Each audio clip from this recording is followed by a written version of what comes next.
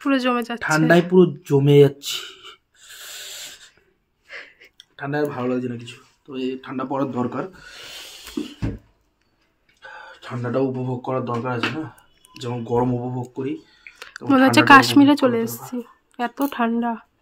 ওইরকমই। তো এখানে সার্ভাইভ করতে পারলে মোটামুটি কাশ্মীরে গিয়ে সার্ভাইভ করা যাবে, যা বোঝা যাচ্ছে। গরমের দেশে যাওয়া যাবে, তো ঠান্ডার দেশে যাওয়া যাবে না, এত ঠান্ডা। আর বাজে এখন 9টা কি 9:30। তো ভীষণ বাইরে কুয়াশা পড়েছে আর ভীষণ ঠান্ডা, ভীষণ ঠান্ডা। অপু তো তোমাদেরকে বললো এত ঠান্ডা, সত্যি মনে হচ্ছে দার্জিলিংয়ে আমরা বাস করছি। যেহেতু আমি কোনোদিন যাইনি দার্জিলিংয়ে, মনে হচ্ছে ওই রকমই আর কি শীত, তার থেকেও বেশি শীত এখানে। প্রচণ্ড শীত পড়ছে, পুরো মনে হচ্ছে জমে বরফ হয়ে গেলাম। আর ও যাবে বাজারে, আমারও তো মনে হচ্ছে যে কি করে যে এই ঠান্ডার মধ্যে বাজারে যাবে কে জানে। আর বাজারে তো যেতেই হবে বলো, তো সবজি মাছ এগুলো তো আনতেই হবে। তো রোজ অতটা বাজারে যাই না, তো 1-2 দিন পর পর বাজারে গেলেই হয়। তো আজকে যেতেই হবে, কোনো রকম সবজি টবজি নেই। আর মা এখানে এই যে পরোটা করবে, তো বললাম কি আমার জন্য বানাতে হবে না, তোমাদের দুজনের জন্যই বানাও, কারণ আমার মুখে কোনো স্বাদ নেই, কিচ্ছু না। এত শরীর খারাপ কি বলবো তোমাদেরকে, এত ঠান্ডা লেগেছে। আমার ভয়েস দেখে অবশ্য তোমরা বুঝতে পারছো যে আমার নাকে নাকে কথা হচ্ছে, আর সেই জন্য আমি রিয়েল ভয়েসটা একদমই দিইনি।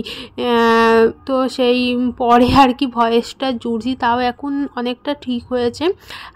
আমার তো ঠান্ডা লাগলে মানে কথাই বলতে পারি না, নাক দিয়ে অনবরত সেই জল ঝরেই যায়, অবস্থাটা পুরো খারাপ, মাথা তুলতে পারি না, মানে সব সময় আর কি শুয়ে থাকি।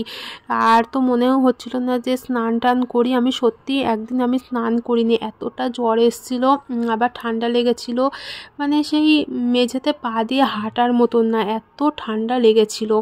আর এখানে এই যে পিকু যাচ্ছে স্কুলে, মাহির জন্য লুকিয়েছিল, তো সেই কারণে।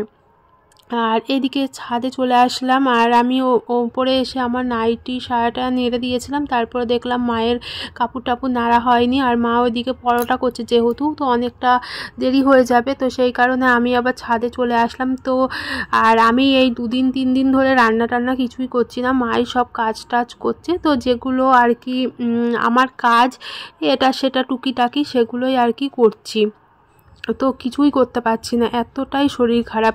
সত্যি মনে হচ্ছে যে বাড়ি চলে যাই, এত শরীর খারাপ নিয়ে আর মানে কোনো জায়গায় আর কি শান্তি হচ্ছে না, তো থাকতেও ইচ্ছা করছে না, মনে হচ্ছে একটু বাড়ি গেলে বিশাল রিল্যাক্স পেতাম।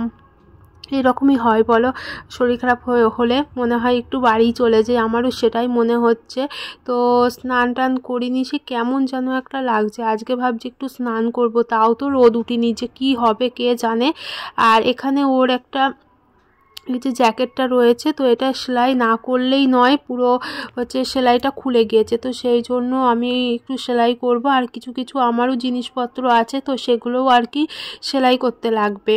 আর কি বলতো, 1-2 কাজের জন্য না মেশিনে আমার তো বসতে ইচ্ছা করে না, আর যেগুলো মানে একটুখানি সেলাই থাকে বা কিছু, তো সেগুলো আমি হাতেই সেলাই করে নিই, মেশিনে অতটা আমার ভালোই লাগে না।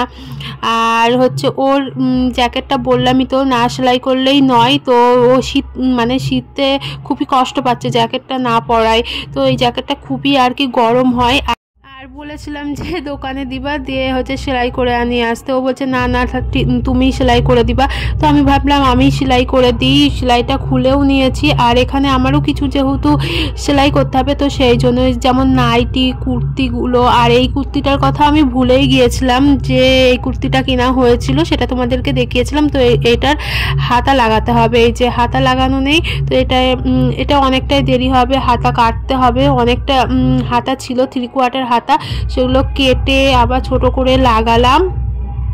আর এখানে আমি এই যে নাইটিটা আমি হাতে সেলাই করে নিয়েছিলাম মাসিদের বাড়িতে, যখন মাসির বাড়ি গিয়েছিলাম তখন, তো সেই জন্য একটু মেশিনে সেলাই করে নিয়েছি, ওই সেলাইটা আমি পরে একটু খুলে নেব। আর অনেকটা মানে ঢল ঢল হয়েছিল, তো সেই কারণে। আর এখানে এই যে হাতাটা আমি কেটে নিচ্ছি, তারপরে যে ফিটিংস হয়েছে কিনা তা একটু দেখছি। তো এখনও সেলাই করিনি, তো এমনি হাতা লাগিয়ে দেখলাম হাতাটা কত বড় হয়। তো আমি গ্লাস হাতা বানালাম। আমার তো গ্লাস হাতা পরতে খুবই ভালো লাগে, ওটা 3/4 হাতা ছিল যেহেতু, তো সেই জন্য। আর এই যে সবার সকালের খাবার দাবার কিন্তু খাওয়া হয়ে গিয়েছে।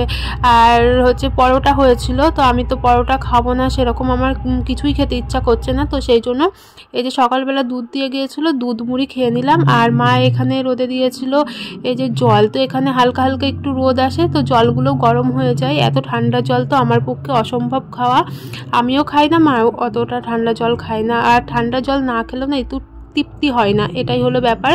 আর এখানে দেখো চটিগুলো কি মানে কি হালে পড়ে রয়েছে, তো পুরো নোংরা হয়ে গিয়েছিল। তো সেই জন্য আমি তো ভাবছি যে রান্না টান্নাও করতে পারবো না, আর আজকে একটু শরীরটা একটু সুস্থ লাগছে। তো সেই জন্য ভাবলাম ছাদে এসে রোদে বসে বসে চটিগুলো একটু পরিষ্কারও করে নিই। তো এখনও আছে অনেক কটা চটি, তো সেগুলোও পরিষ্কার করতে হবে। আজকে আপাতত দুটোই করলাম। আর আগের দিন এই চটিটা পরিষ্কার করেছিলাম, দিয়ে আবার নোংরা হয়ে গিয়েছে। আর দুদিন আমার এত অবস্থা খারাপ ছিল, মানে সেই আমি চোখ মানে তাকিয়ে আর কি দেখতেই পাচ্ছিলাম না কি হচ্ছে না হচ্ছে, পুরো অবস্থাটা ভীষণ খারাপ ছিল। আর কিছু তো সত্যি ভালো লাগছে না, বলছি তোমাদেরকে। তো আজকে আর ভাত হয়নি, একটু একটু মেঘলা করেছে, মনে হচ্ছে একটু খিচুড়ি খাই। আর সেই জন্য মাকে বললাম, মা একটু খিচুড়ি করো, সত্যি মুখে কিছু ভালো লাগছে না। আর তোমার ছেলেও বলছে আজকে তাহলে খিচুড়ি হোক, অন্য কিছু রান্না করতে হবে না। তো সবজি এনেছে টাটকা টাটকা, তো সেই কারণে একটু সবজি দিয়ে খিচুড়ি করছে। আমার তো খুবই মানে প্রিয়। আর এখানে কি করছে বলো তো, মশলা দিয়ে তারপরে চাল ডাল দিয়ে একসঙ্গে কি সুন্দরভাবে কষাচ্ছে। তো খিচুড়িটা খেতে ভীষণ টেস্টি হয়েছিল আর কি, আমার তো খুবই ভালো লাগে এরকম খিচুড়ি। আর একটু ঘি দিলে আরও বেশি ভালো লাগতো। তো আমি মাকে বললাম, মা ঘি দিতে হবে না, একে তো আমার মুখে কোনো রুচি স্বাদ কিচ্ছু নেই, ঘি দিলে আবার কেমন লাগবে জানি না। আর স্নান টান করেছি, তো করে এই যে ছাদে এসি, দেখো মা কত কোটো কাটা রোদে শুকাতে দিয়েছে, তো বেশ ভালো লাগছে দেখতে। তো এগুলো সব নতুনই, সব মেলায় গিয়েছিলো, মা কিনে নিয়ে এসছে। আর আমি তো ছাদে বসেছিলাম, তারপরে মা একটা লেবু দিয়ে গেল, তো সেটাই আর কি খাচ্ছি। তো মাও খাচ্ছিল, মা আবার নিচে গেল, আমি তো রোদেই বসে রয়েছি, তো আর ভালো লাগছে না। আর আমি প্রায় 1-1.5 ঘন্টা তো ওখানেই বসে রয়েছি, তো সেই শুতেও ভালো লাগছে না। দুদিন পুরো মানে 24 ঘন্টায় আর কি শুয়েছিলাম, এইরকম অবস্থা। তো এখানে এই যে খিচুড়িটাও হয়ে গিয়েছে, আমাদের 3 জনের খাবারও রেডি করে নিয়েছে। আর ওইটা দেখালাম, ওটা আচার, লঙ্কার আচার। আর এখানে এই যে পাঁপড়, বেগুন ভাজা, তারপরে বাদাম ভাজা, তো এগুলোই দিয়েই খাওয়া হবে। সত্যি আজকের খাবারটা সেই ছিল। আর তার সঙ্গে লঙ্কার আচার, তো লঙ্কার আচার দিয়ে খেতে না খুবই সুন্দর লাগছিল, আমার তো খুবই ভালো লাগে এই আচারটা। তো মেলা থেকে নিয়েছিলাম, 100 নিয়েছিলাম, 150 টাকা নিচ্ছিল। তো আর একটু মনে হচ্ছে 200 গ্রাম নিলে ভালো হতো। তো আমি ভাবলাম কেমন কি লাগবে না লাগবে, তো সেই জন্য 100 গ্রামই নিয়েছিলাম। আর টেস্টটা সত্যি এত সুন্দর ছিল। এবার যেখানে মেলায় যাই না কেন, যদি আচার পাই, আচার এবার কিনবই। আর ভাত দিয়ে খেতে খুবই ভালো লাগে। আর আমার জানো তো এরকম আচার, তারপরে কদবেল দিয়ে ভাত খেতে বেশ খুবই ভালো লাগে, ভাত বা খিচুড়ি রুটি টুটি খেতে খুবই ভালো লাগে। আর তোমরা এইরকম কে কে ভালোবাসো খেতে, অবশ্যই কিন্তু বলবে। তো বন্ধুরা, আজকের মতন ভিডিওটা এই পর্যন্তই রাখলাম। আর আমি যেন তাড়াতাড়ি ভালো হয়ে যাই, এই ঠান্ডা মাথায় নিয়ে আমি আর বইতে পারছি না, আর কানে তো কিছুই শুনতে পাচ্ছি না, আর মুখে কোনো স্বাদ নেই, কিছু না, কি যে খাচ্ছি গপ গপ করে সেটাই বুঝতে পারছি না। আমার অবস্থাটা পুরো রাশিনের মতন হয়ে গিয়েছে। আর এইদিকে কেউ যদি কথা বলে বা ডাকে আমাকে, আমি তো কিচ্ছু শুনতে পাচ্ছি না, কানে মনে হচ্ছে সেই তালা ধরে রয়েছে, এমন অবস্থাটা খারাপ। তো আজকের মতন এই পর্যন্তই।